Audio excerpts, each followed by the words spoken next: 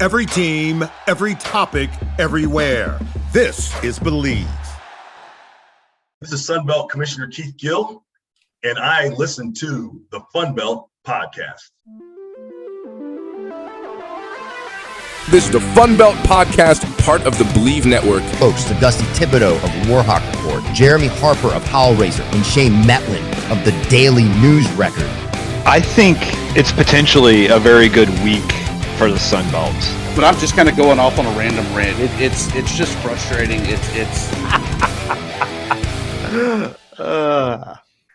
Evening, everybody. Welcome back to another episode of Funbelt Podcast. We're in the slow season. We're doing bi-weeklies. Shane is with us in the studio. It looks like he's lost a bunch of weight. Shane, are you on the Ozempic? I'm not. Okay. Tibbs is also with us tonight. Tibbs, you're looking good. Have you been doing yard work? Have you been doing sprints? Have you forgotten to eat? No, I've just been in Vegas sweating to the oldies. Oh, Vegas! Is that where you tripled our spending cash? No, guys, I'm sorry. I took the Red Wolves over 2 wins in baseball, so they're coming after us. Yeah, never bet on Red Wolves baseball. You will be a loser all the time.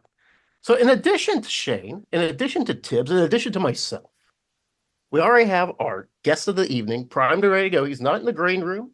He's not eating our Ritz. He's not eating our Slim Jims, drinking our Fresca. He's in the studio right now. The Bet Online guest of the night, Dave Schultz from Locked On Sunbelt Podcast. Dave, welcome to the show. We need your penetrating insight. BetOnline is your number one source for all your sports betting needs this season. From baseball, golf, soccer, right to all the top fights in the UCF, MMA, and boxing. Every stat, every matchup, and even live odds and spreads while the games are being played. When the game's over, head on over to our online casino and get in on some blackjack or poker, or unwind with one of our 150 slots games. Head to the website today to get in on the action. Use promo code BLEAV, that's B-L-E-A-V, for your 50% welcome bonus on your first deposit. Bet Online, the game starts here. You just set me up. I'm going to bypass. I'm going to let that one. You're going to get the turnover on that one. I'm going to let that pass go. Thanks for having me, guys. I really appreciate it. No. There's no pass. We need penetrating inside information, especially regarding, guys, this saga, this sort of event horizon that happened at the Cajuns, at the at the Louisiana Raging Cajuns campus. Softball team gets a little bit turnover in coaches. You know, in the Sun Belt, success is always punished, and it's happened again. The coach gets poached. Dave, tell us what happened. I wish I could tell you what happened. I do not know what happened. So it's been about a week, right? So we're recording this on Tuesday. He was, the rumors came out on Wednesday. Yeah. And by Thursday morning, shortly after I got done with the Schultz cast, of course, it was put out there that Jerry Glasgow had accepted the job for Texas Tech. We can skip a little bit, fast forward, and all of a sudden the Cajuns now have this former legendary figure, Allison Habits, coming back. She actually retired from softball following the 23 season to take care of her mother. I think her father passed away. So instead of trying to do that from Tuscaloosa, I think she moved back home to Crowley, which is just outside of Lafayette. And she, I think, had to be talked into this a little bit. Feels like, you know, when the rumors start floating that, you know, the coach is taking another job, right, the administration mostly knows. And so I presume Brian Maggard from, you know, Wednesday night, Thursday, Friday, Saturday, Sunday, and Monday was persistent. That's got the good connotation, maybe some pestering in there, and maybe had to talk Allison into taking this job, and which is fine. And the Cajuns got a home run hire. You know, it's not necessarily been great hires, at least from the outset. Some have turned into that. I'm not sure how many people knew who Jerry Glasgow was when he was hired originally to take over for Mike Lateef, and that worked out pretty well. Billy Napier had no no head coaching experience, actually got fired from, I think, Clemson, and that turned out pretty well. And we'll see how Mike Desimo does. So Brian Baggart's got a pretty good track record, but overall, I think he hit a home run with Habits. I still don't know why Jerry Glasgow left. I don't think he got any more money, because that's usually the case, right? I mean, Shane can talk to this. No one can blame the JMU football and basketball coaches for getting big time money at Power 5 schools. I don't think Jerry Glasgow got a whole bunch more money going to a Power 5 school. So I'm not sure why he left this year, because he had a loaded team coming back. All of 2 players had left, one due to graduation, and one was a backup outfielder, and all of the starters were coming back plus one. The first baseman who was hurt midway through the season, she was coming back. So if they could have added some depth to the circle, and maybe the first baseman could have been the bat that they were missing throughout the season, they were absolutely, regional quality, maybe super regional, World Series quality, but a lot of girls went into the portal. We'll see if they come back with Habits, now the new head coach for the Raging Cajuns. Do you guys know her story? Shane, do you know who Allison Habits is? Does anyone remember her? Because I don't remember.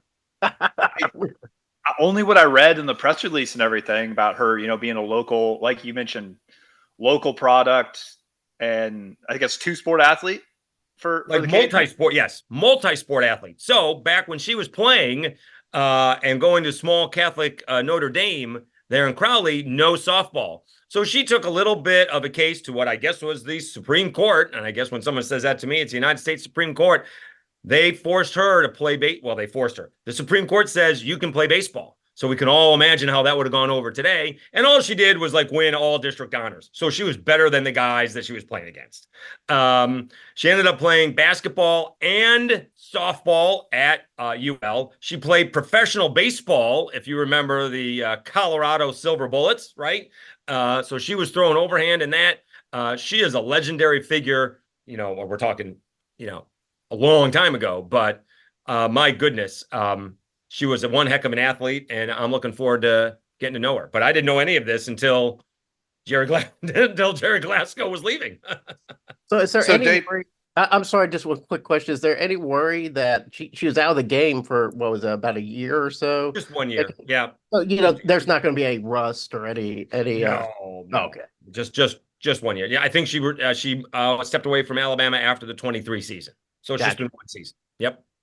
So Dave, you said she had to kind of be talked into this. Do you think that it was because she has concerns over maybe tarnishing the legacy, her being a Hall of Famer there for the Cajuns, or that she's the next man up, so to say, after the success that we saw Glasgow have?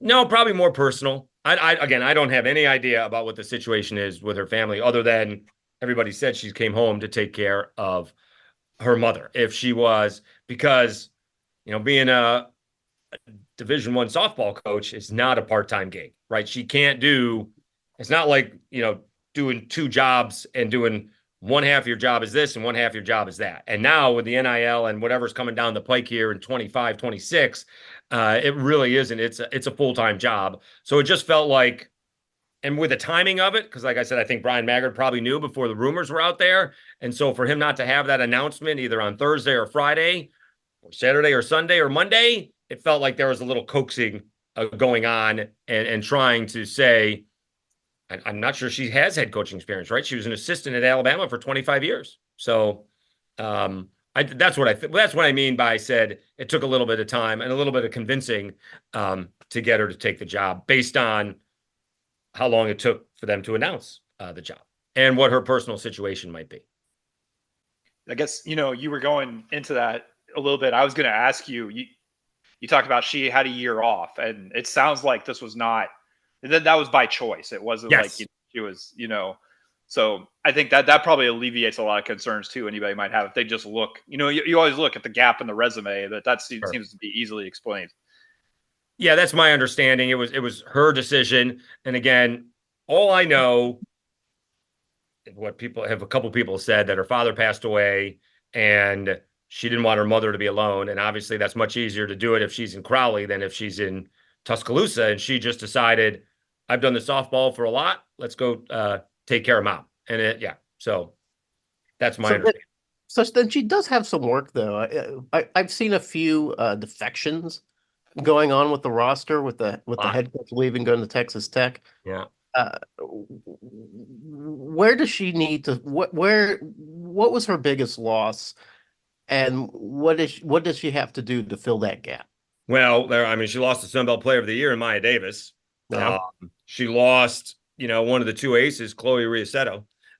She lost Brooke Elstad, the Sun Belt newcomer of the year, and the first baseman, Lauren Allred. Now, I presume, again, this was announced at about somewhere around 3:15 Eastern time, so about 2:15 Central time. So that means the deal was done probably around, 9 or 10 a.m., right? Or maybe even the night before. So maybe she's already on the phone to see if the girls want to come back, right? I would presume those would be her first phone calls to everybody, to as many players as she can get on the phone. Now, I presume that the girls who are leaving may want to join Jerry Glasgow at Texas Tech. And as Shane and everybody else probably knows, that if any money is promised or alluded to, I would get that in writing. I would try to get money up front, just in case those numbers seem to dwindle the longer that goes on. So we'll see. She does have she needs a center fielder. She needs a third baseman. She needs a second pitcher.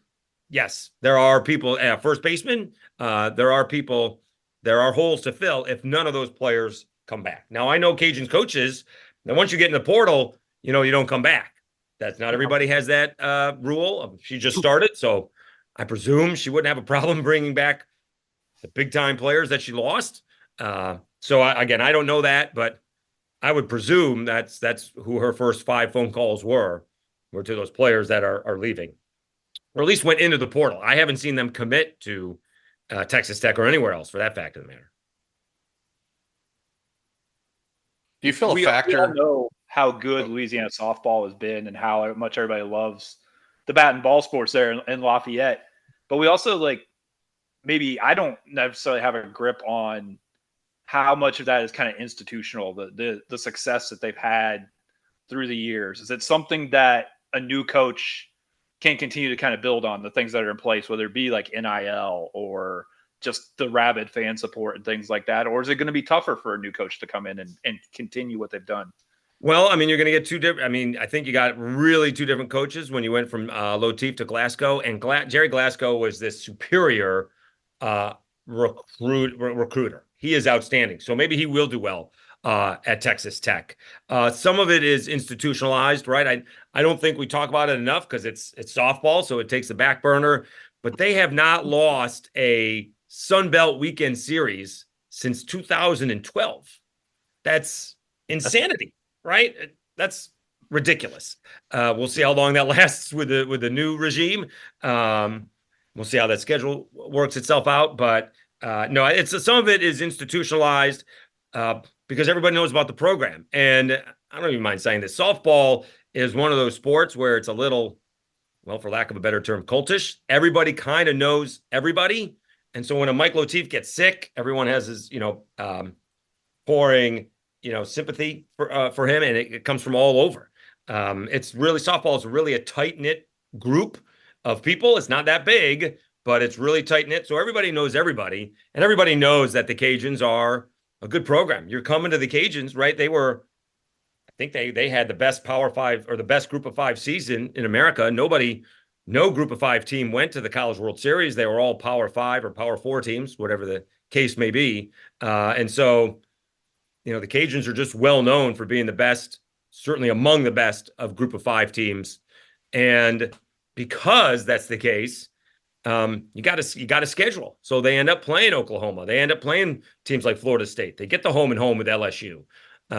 You get a tough schedule, and you end up, I guess they were 9-13 at one point in time this year. So, and they rattle off how many wins they had. So it's somewhat institutionalized, but they've also had some really good coaches starting all the way back when with Yvette Girard.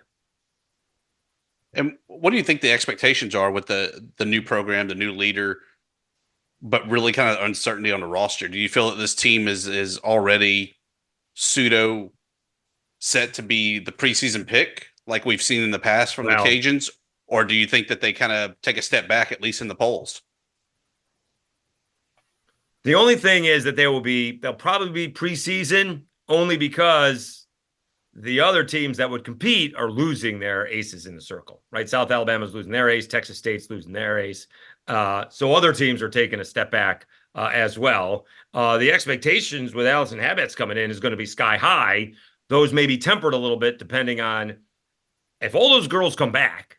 Let's just say for the sake of this outstanding discussion that they do, then yes, the goal is going to be super regional or a college World Series appearance. If those girls leave, they still expect to get to an NCAA tournament, compete and win a Sun Belt championship and get to the NCAA tournament and take your chances from there. Shifting gears, the pressure is on this year for Michael DeZormo on the gridiron. Mm-hmm. Is that really true, or is that just us on the outside looking in, or are Cajun fans ready to go beyond the 6-win season? Oh no, he's put the pressure on himself. At least two coaches in this conference have said it's time to win. One is Will Hall, and the other one is Mike Desimo. They're kind of loaded. The only place they're not really loaded right now is quarterback. They have an outstanding running back room. They got some really young and talented wide receivers, a ton of experience up front on the offense and defensive lines, really experienced in the defensive backfield. Mike Desimo is not shy about coming out and saying, we got to win. This is the year we have to win. What that means, who knows? I can't imagine if they fall one game short, trying to compete for a conference championship that, there's going to be issues. But they lost games last year that they shouldn't have lost, right? They lost to Georgia State. They lost to Southern Miss, and they lost these games at home, which was not a great look. But this team is loaded. And if they can figure out what the deal is with the quarterback, whether it is Chandler Fields or Ben Woldridge, if anybody can stay healthy, and they got Samari Collier, who went to Illinois, but then junior college, and he showed out a little bit in the spring ball game. But the pressure's on the Cajuns. Mike Desimo knows it. They didn't lose a lot of guys in the portal. They lost a couple of key guys with linebacker Gant and Zion Chris, the quarterback, obviously. But other than that, from what I see, they got like one guy from the portal in the 2 deep outside of the punter. They got a punter from SIU, which also Mike Desimo noted. He's like, we're going to go get a punter in the portal. And they did. And they actually got 2. But they are expected. They're expected to compete for a Sun Belt championship. Certainly a division title. Yeah, he must feel pretty good with what he has. I mean, considering that the Cajuns didn't have a very busy offseason, pretty, solid recruiting class, but, not gangbuster. Did only lose a handful of guys in the transfer portal. So obviously the team is bought in.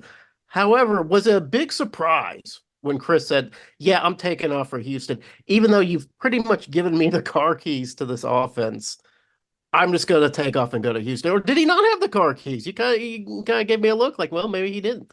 Oh, no. The look was, yeah, he was the quarterback. Yes, wow. he was the quarterback. If he came back, Ben was coming back to be the backup, Chandler Fields would have left. Chandler Fields, he had quite the offseason. He graduated and got engaged. But because Zion left and Ben can't stay healthy, Chandler decided to come back, which is nice to see. You don't see that kind of loyalty these days. We were kind of surprised because it happened right at the end. The thing is, Houston already has a starting quarterback. Yes. So I'm not sure why he left. I guess it's the idea that Willie Fritz is the new coach, so he doesn't have any loyalty, right, or any connection to the other starting quarterback, so it doesn't matter. But they already got one. So he's actually competing for a job. He may have been one of those guys that was promised a lot of money in the NIL, and to you and me, it was a lot of money with what he got, but it wasn't close to what he was promised. So, yeah, I thought that was one of the bigger surprises in terms of portal defections from the Sun Belt, because he seemed like he was ready. He did get into it at Arkansas State, but he was having that great freshman campaign. Yep. And it looked like the future was set for him. Big time. And then he goes to a place where he has to compete against an already established quarterback. It just seemed a little bit like a strange move. But going back to that loyalty that seems to have been cemented with DeJormo, why? What has Mike done that has gained the loyalty from his team? I think Mike, first of all, he's a, Raging Cajun through and through. He's from the area, played quarterback there, coached high school and then came back under Mark Hudspeth, in fact. Mike, one of Mike's issues is he doesn't do the coach speak right now. So I presume he does the same thing with his players. He says things to us in press conferences that I don't know if he means to be doing under his breath or whatever the case may be. And I mean, there's sometimes he knows I don't even film with a video camera anymore. I got a phone in his face. So he absolutely knows what I'm doing with it. It's not like I'm hiding with what's going on. But he has a problem of telling what is exactly on his mind. And you don't get that very much in coaching these days. So I presume he does the same thing with his players, and he's very honest with his players. I found it refreshing that during spring, because I just asked him how we dealing with the transfer portal, and he got mad, not at me, but at the whole idea of it. He's like, the players are coming up to me and telling me what they're being offered, and he said, guys, if I thought that you were going to go and play and get the money, go do it. I would be behind you 100%. But go look at the guys. Troy Amos, I think out of New Iberia, right? Going to be like all Sunbelt corner, sits on the bench for Alabama and didn't get nearly as much as he was told. And now he's at Ole Miss. So maybe he's getting more. I don't know. You can talk. Go call Zeon Chris. See how much money he got, right? You can find out how much money these guys have. Go talk to your buddies and see if you guys got a spot. There were guys, I think, on the offensive line that were being recruited. And, they were just going to be depth guys where these guys are playing, right? I still think that they, the most important thing to some of these guys is that they want to play, right? I mean, maybe the Cajuns have a few guys that could go pro. I don't know how many guys said this is the last time they're going to play. They don't want to sit on the bench. It's nice to get some money, and certainly some families are going to need it, right? And that may be more important than playing. But these guys just want a chance to play. Yep. And so I think that Desimo he doesn't know any better yet. Hopefully he doesn't change. That he's straightforward with us in the media, and he's straightforward with his players. A front heavy schedule there for non-conference, opening up obviously with the in-state Grambling, then going to Kennesaw State, back home for the battle of the cheapest beer in all of college football with Tulane, right, and then closing it out with Wake Forest. Is it me, or does that look like a 2-2 split, or do you feel the Cajuns can really excel in the non-conference part of the schedule? Yeah, so to me, the tricky one is I'm not overlooking Kennesaw State. They went to ODU in game 2 of the season last year, and I probably like a lot of the Cajuns fans were overlooking that, and they had a whole communication issue on the backside of the defense. So hopefully they figure that out with their new defensive coordinator. If they can start out 2-0, and the thing is, John Summerall is going to have more of a advantage because he knows what the Cajuns have, whereas the Cajuns don't necessarily know what Tulane has. I presume that Summerall is trying to do as much as he can in his system, but he's inheriting. He's not inheriting a Troy team that had a bunch of talent that wasn't very good. He's getting a really good team that's been good for the last few years. So, how much does he tweak their system and bring in his system? So Summerall is going to have the advantage with that one a bit. Then they go to Wake, and then they're at Southern Miss, right? Are you looking at the schedule? They play 2 games, and that probably helps them because that stadium is going to be an issue when it's hot out in August 31st in the third week of September, or the second week of September. Because everyone's going to be sitting in the sun, including the road team. But no, it's a little bit of a tough schedule to begin with, right? And I'm a big believer. Any win on the road, I don't care who you're playing, is a good win. So I mean, they very well could start out. I mean, God, if they start out 1-4, everything's going to come crumbling down. But can they start out 3-2 and 4-1, and that's a good start to the season, right? I mean, I'm sure Wake is a middling team. How good is Wake these days? Do we? We don't know. How good is Wake? Since Sam Hartman left, I don't know how good Wake is. Well, looking at conference play, that the Sun Belt West looks really tough this year. There's a lot of teams that are just sort of almost like the same teams, but there's also a lot of coaching changes going on in the Sun Belt West. So it looks like it's going to be a real shootout. Where do you see the teams lining up? I know it's really early. It's probably stupid to even discuss that, but who's really on the Cajuns' mind as top rivals? Well, I think, well, it's nice that they actually have a rival. Cajuns really don't have a rival. ULM is not a rival. Southern Miss is the rival. It used to be for a minute, it was Arkansas State with Blake Anderson. Him and Hudspeth did not see eye to eye, which was a lot of fun for us. I think Texas State is, with all their quarterback drama, still the team to beat. If their defense can improve just a little bit, it doesn't have to be the steel curtain or anything like that. But it just needs to get a little bit better. They have a tough games to begin with. They get UTSA and then Arizona State. And if they come out of that unscathed, they could be in really good shape. I think Texas State is the prohibitive favorite in the West. The wild card is kind of Arkansas State, right? Does that great recruiting of Butch Jones for a couple of years finally start to pay off? And is Jalen Rayner, who was really good, although inconsistent as a true freshman, right? 17 touchdowns, 7 interceptions, almost 60%, really good. Can he get that up to where it's, 25 and 10, and he's throwing 62, 63%? That's the wild card. I was a little bit surprised that they're over under as 6.5. At least their win total was 6.5. They're the big wild card. Other than that, we do have, either new coaches in new positions and, new quarterbacks, right? Gio Lopez for South Alabama had a heck of a bowl game, but then didn't complete a pass in the spring game. Major Applewhite is heading into his 4th season with South Alabama, but first as its head coach. Yeah. Jared Parker is new at Troy. Shane, can you confirm this? Gunnar Watson is out of eligibility, right? The quarterback at Troy, his decade's up. Yeah, his decade is up. Yeah, he's been there a minute. Kamani Vidal is obviously gone. And then, I don't know if Chris Lewis is going to play football again. We're wishing him all the best with, his cancer treatment. But I would presume that he's not playing this year. So we don't have any idea. I presume Troy is going to be okay, but I'm not sure if they're going to be able to three-peat.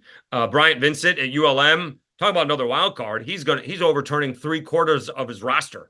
He's told me he's going to have over 60 new players come 72. But 72 new players come the fall. Yes, that's amazing, right? We're still on 5 scholarship players. He's going to have 72.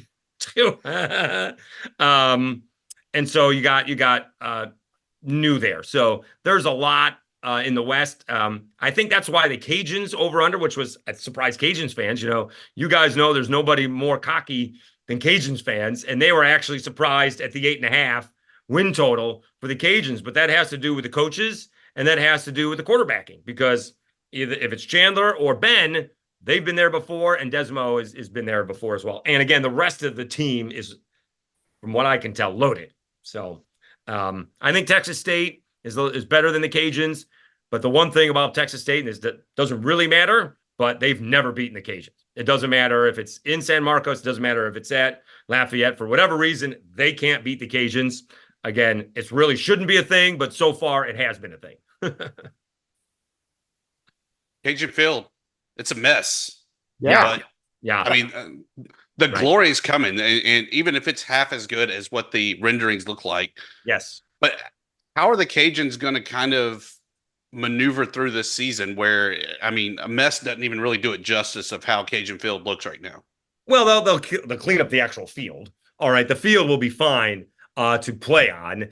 And, we still got July and August. So we still have about another, 62 and about 6. So we still have about 70 days before kickoff, something along those lines. But they're going to play on Cajun Field. But again, everyone's going to be on the visitor side. All the fans are going to be in the visitor side. The first game against Grambling is at 7 p.m. We don't know when that Tulane game is. It's going to be, they're going to have to worry about, keeping people hydrated with those $2 natties when they play Tulane. All the students are going to be over there, but all the season tickets are going to be on the other side. No one's going to be able to come in where they have come in. Thank goodness they're fixing what needed to be fixed over there. That thing, I always thought a match in the wrong spot, the whole thing would just blow up, or, someone runs into the wrong beam and the whole press box comes tumbling down. It looks like they're making great progress. It's going to be open for 2025. But it should be, the field itself will be fine. I know the carpet is up as they're doing construction, but again, 70 days, we got 10 weeks beforehand. And I'm sure somewhere along the way, right before the season starts, they'll have to, make sure they're away from the field. The Cajuns got to get in there and practice on the field a little bit. And then, the road teams get in there and do walkthroughs, right? So the field has to be accessible, and I'm sure that it will be. I was glad I got the distinction of being the last person trapped in that press box elevator. You get a plaque for that, or like a commemorative watch or something to that effect? I forget the guy's name, but he's the internal PA announcer there for the Cajuns, and they renamed the press box for As Long as It Shall Stand in his honor, which was the ULM game, which was the last game of it. So I don't know if that was a true honor or a detriment to this guy's career, where he had never missed a game in Cajun, since the 70s or something like that. No. You should have received the elevator permit. That they display in the elevator. You should receive that as your token for being the last guy trapped. I was just glad to get out of there. Dave, do you have anything more for us? Some sort of interesting tidbit, some sort of inside knowledge that we could use on the show? Some inside knowledge? I don't know about some inside knowledge, but, boy, that head coach from A&M really was pissed off when he was talked about the Texas job. And when you know it, less than 24 hours later, he gets a Texas job. 12 hours. It wasn't even 24. I know. I mean, it's hilarious, right? All that indignation. Rude of you journalists, the guys to ask. And boy, you were right. How dare you ask me that question? That's the best. Well, thanks for coming on the show, Dave. We appreciate that insight to the Cajuns and letting us know how the softball saga played out. It sounds like the Cajuns have landed on their feet pretty well. So we expect to see them back on top of the standings come next spring. And good luck. Where can we find you on the internets and elsewhere? Well, we got the Locked On Sunbelt podcast. We talked about Allison Habets, and we did the Fighting Will Hall's preview of previews for Southern Miss. And of course, I do a morning show, a few minutes, 6:55 Central Time at Schultz Cast on Twitter, and it's on YouTube. Please subscribe. All right. Well, we'll see you then. Thanks a lot, Dave. We'll talk to you later. Thanks, guys. So there we had our Bet Online guest, Dave Schultz of Locked On Podcast, giving us the inside scoop there of the Raging Cajuns. Guys, I don't know how he does it on a daily basis of bringing the energy to talk Sunbelt. I love some Sunbelt, but every day. We're on a 2-week schedule right now. and does it solo at that. So there is no antics from Shane and Jeremy or me or anyone else to really kind of fill the gap. It's just him rolling with the punches. Well, he's got those sweet pipes, he's got that broadcast voice, it's made to be heard. So maybe he just, is able, he just likes to hear that sound every morning. It just wakes people up with it. But yeah, good stuff from Dave. I appreciated after, it took us, 4 or 5 takes to get going with the start. Professional podcasting. Isn't it nice to get someone on here who knows what he's doing? Yeah. Shane, what we should do is have him teach us his tricks. Like he could have a little seminar for us. Show us how to be pros. Sure. I stunned Shane. Speaking of being pros, it is definitely time for plugs, promos, and parting shots. Jeremy, give it to us. I guess I'm going to have more of a parting shot. Guys, do you have an actor or actress in your life that you follow for a long time and you're always glad to see them? They don't have to be a superstar. They're just somebody that has been with you for a long time and they've appeared in your favorite movies and you can kind of, quote them with some of their movie lines and you just love them. And then they pass away and there's kind of a hole in your life. Do you guys have any actor like that? I'm not old enough for that to happen, Jeremy. Okay. Shane?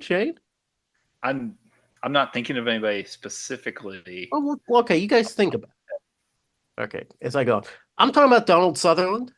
He passed away at a ripe old age, 88 or something like that. I'm not sad that he died. I mean, he lived a long time and had this great life, right? Beloved actor whose career spanned through the 60s, 70s, 80s, 90s.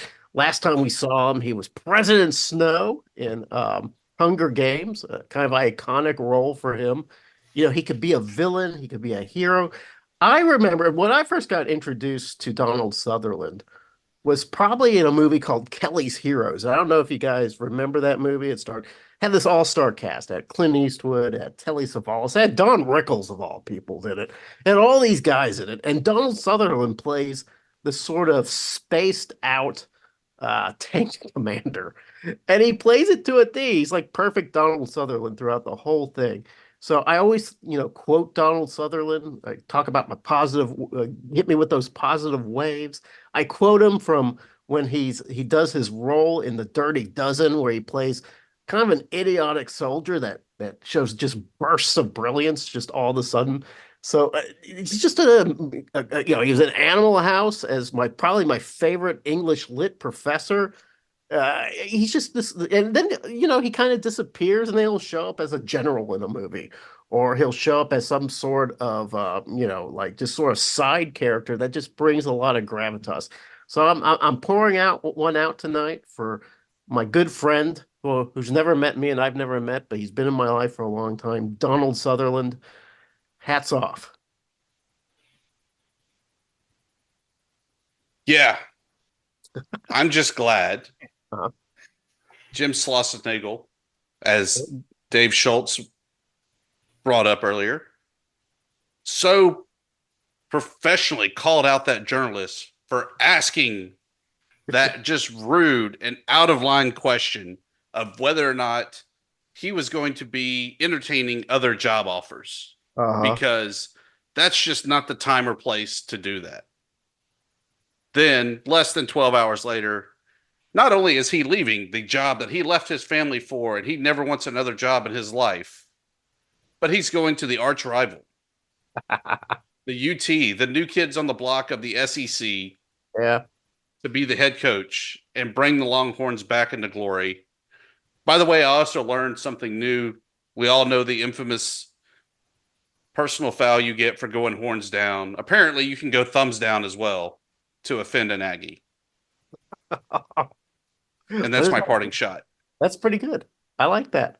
Hey, before we get to Shane's excellent plug, promo, or parting shot, because I know you spent 2 weeks preparing it, Shane, just like I did. What did you think of Dave Schultz saying that ULM just not a rival of the Cajuns? Now, just by saying that, doesn't that kind of make you guys rivals? I mean, arrogance is arrogance. and I hear it all the time. But I'll be damned if when they beat ULM at something, my DMs and mentions aren't just going off the wall of, oh, y'all suck so bad. Oh, we beat you. If you're that much better, why do you have to brag about it? There is no greater rival than the rival that claims you're not a rival. That's what I've learned. And the Sun Belt is full of those too, which is yes. There is a lot of that, because honestly, it's in the Sun Belt. It's always who's hot at the time. That's our rival, James Madison. Those guys are definitely all right. But I digress. You know what I'm doing here, Dusty? I'm giving Shane some extra time to formulate his thoughts, because he's like, oh God, what's going to be my parting shot? Should I just go back to the plug? Will they let me just plug the sports page again? No, we're not going to let you. We need something deeper from you, Shane, something meatier, something crisper. What do you got? I've had one. Okay. But it's simple. It's simple. All right. I really appreciate, we're getting ready for a presidential debate. Nobody agrees on anything in this country. Right. Everybody takes sides. There's no consensus on anything anymore. Absolutely. So I really appreciate the fact that everyone in this country was able to very quickly agree on how to spell "toi." Is this Hawk chick? Yes. I'm not I kidding. wasn't even going to mention her. I was just going to leave it at that. Okay, I don't want to spoil the elegance of your parting shot, so I won't say anything else. All right, that does it. Hey, Shane, let me ask you this. Okay. Are we ULM and no, I'm not gonna ask you how to spell that. Are ULM and the Cajuns rivals? I think so. Me too. I think they're rivals. Yeah. How politically incorrect But is I that mean- after he talks about political correctness? But I don't know. Like Georgia Southern and Georgia State do the same thing. Oh God. Yeah. Yeah. But yeah, it's almost like you can't say they're not rivals because they hate each other so much. And I don't know. That's the good thing about the Sun Belt is like everybody's got a few rivals that can be pretty intense. Yeah. Yeah. I think so. But By the like, way- Yeah. you know, App State does it to a degree. Like they don't want to say like JMU's a rivalry. Like it's all Georgia Southern, but like that's very quickly becoming like a real rivalry. Yeah. Yeah. Huh. You know, got my first, hey, did you know that Appalachian State beat Michigan mention in the for the summer that I've came never out. heard that. Did they? When was Yeah, that? apparently it happened. I think they had a 10-year celebration of it last year or so. Oh my God. All right. That's almost as long a streak as Arkansas State being over ULM. Ah! You know, the Warhawks are the A State's rival. That's why we always put out the stops to kick your ass.